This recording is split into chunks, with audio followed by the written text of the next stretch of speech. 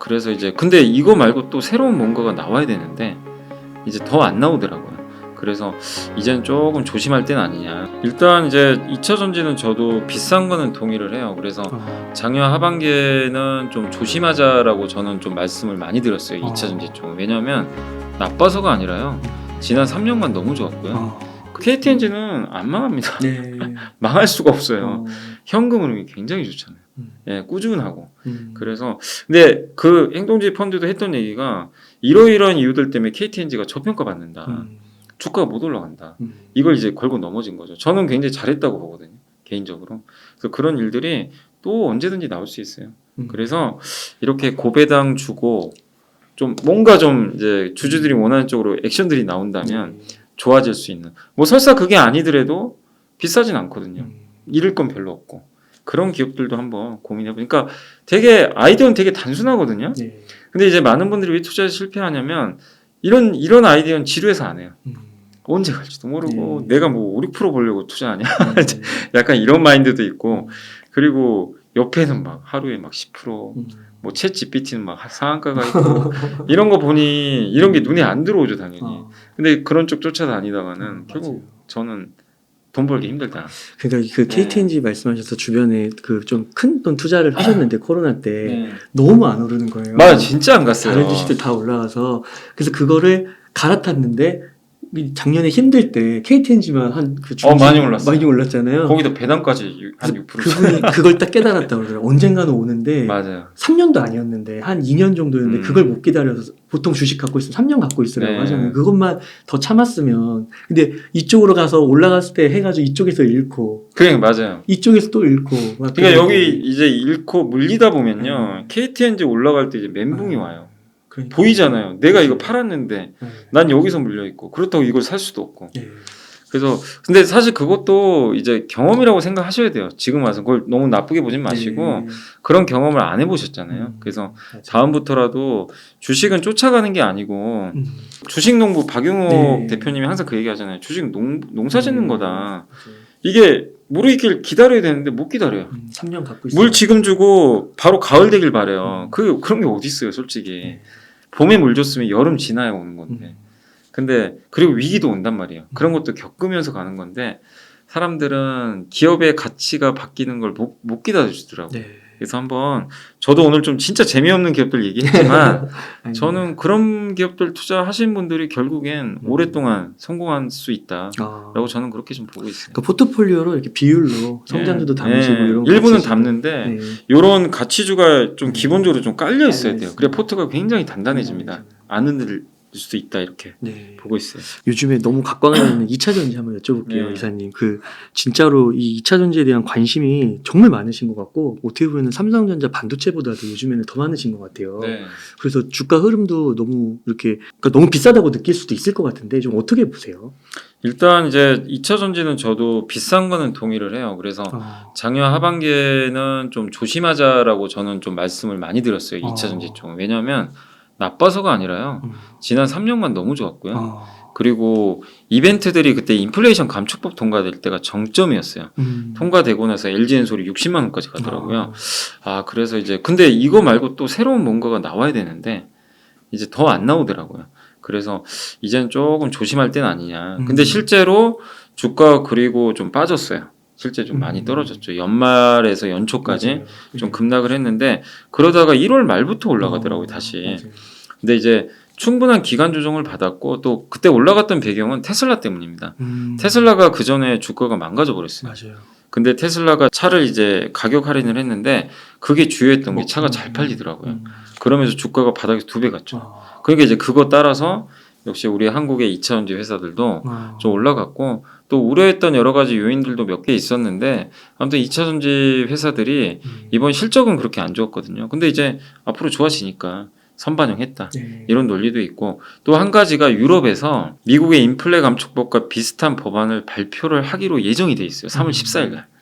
그럼 만약에 인플레 감축법 최대 수혜 국가가 한국이잖아요. 2차 전지. 중국 하지 마라 이거잖아요. 근데 유럽도 비슷한 정책이 나온다.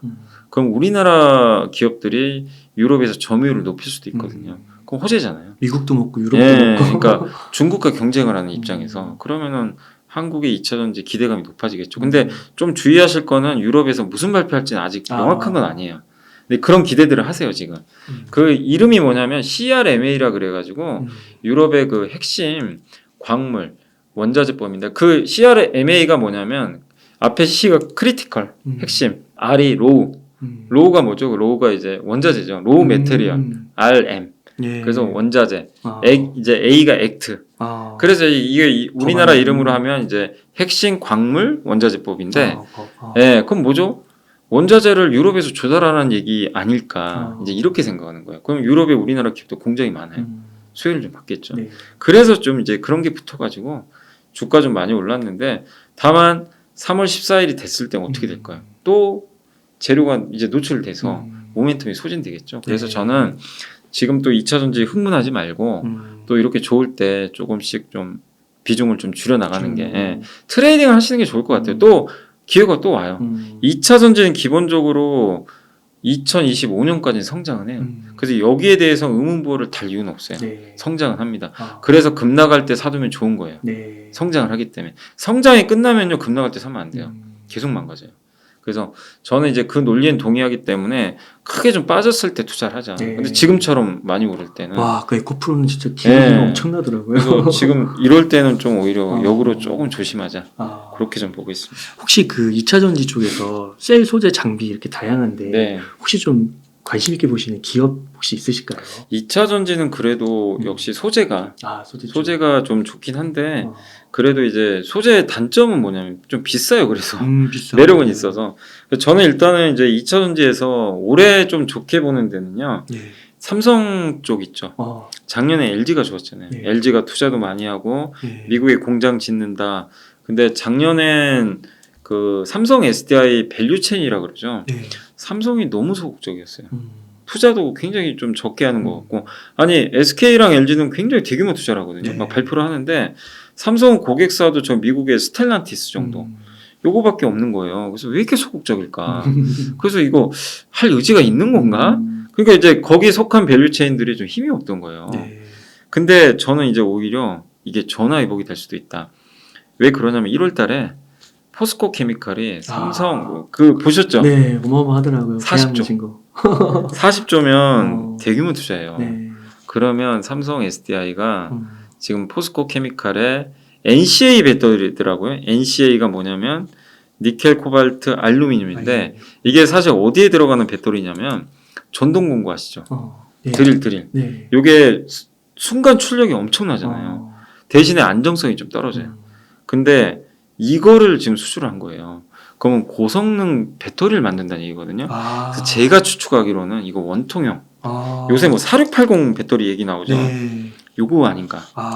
이거를 물론 테슬라는 자기가 만들고 LG 걸 아마 쓸 것 같아서 그쪽에 납품 안 하겠지만 제가 생각하는 그림 뭐냐면 포스코 케미칼이 40조를 받았어요. 네. 가짜가 아니잖아요. 삼성은 여기다 40조를 줘요. 이거 만들어 달라는 얘기죠. 그럼 40조짜리 양극재 이 규모의 배터리를 만든다. 그러면 이거 어디서 수주받은 거 아닐까? 다른 그러니까 테슬라 말고 네. 뭐 GM일 수도 있고요. 스텔란티스 이미 하기로 했으니까. 네. 뭐 아니면 다른 나라의 모르죠 어느 회사인지는. 제일 유력한 걸 GM으로 보더라고요. GM이 이번에 사실 LG랑 하려다가 안 하기로 했잖아요. 그래서 이제 그때 루머가 돌았던 게 삼성 아니야? 원통형 배터리 할 거란 얘기가 있었어요. 네. 원통형 배터리 삼성이 하거든요. 이 NCA면 원통형일 가능성이 높아요. 네. 그러니까 이제 새로운 고객사들을 몇 개를 좀 확보한 거 아니냐. 이렇게 보고 있습니다. 그러면 삼성은 당연히 투자 들어가죠. 네. 그러면 이거 역으로 이제 우리가 유출하는 거죠. 그럼 삼성 밸류체인은 이제 형님이 야 돌겨 하면 어떻게 해요? 따라가야죠. 그동안 이제 눌려 있었는데 야 너네 이제 배고팠지? 이제 밥 먹으러 가자. 약간 이제 이런 느낌이에요. 그래서 삼성 밸류체인을 좀 보자. 제가 기업명은 좀 작은 기업들도 있어요. 얘기는 네. 못하지만 한번 찾아보시면 삼성 비중이 높은 기업들이 있어요. 소재도 있고요. 부품도 있고 네. 장비도 있으니까. 그래서 작년에는 LG에 집중했다면 올해는 한번 삼성이 원통형 배터리 만들 때 들어가는 그 좀 수혜받는 기업들 한번 고민해보면 어떨까? 저는 좀 그렇게 보고 있어요. 삼성이 이게 좀 소극적으로 있다가 이렇게 확신 있게 40조를 투자한 거는 거의 그 이제 이 시장은 간다. 그죠. 예, 되는 거죠. 그리고 이게 배터리 투자를 안 할 수가 없는 게 전기차 시장은 이제 무조건 이걸 부인하신 분은 없잖아요. 누구든 갑자기 전기차에서 야 다시 내연기관 갈 거래? 이건 아니잖아요. 도요다는 그걸 원하더라고요. 도요다는 내심 이게 늦게 오기를. 왜냐면 대응이 너무 늦어가지고. 근데 그런 몇몇 기업들은 있겠지만 분명한 건 전기차로 가속화돼요. 근데 전기차로 가속화될 때 배터리가 심장이잖아요.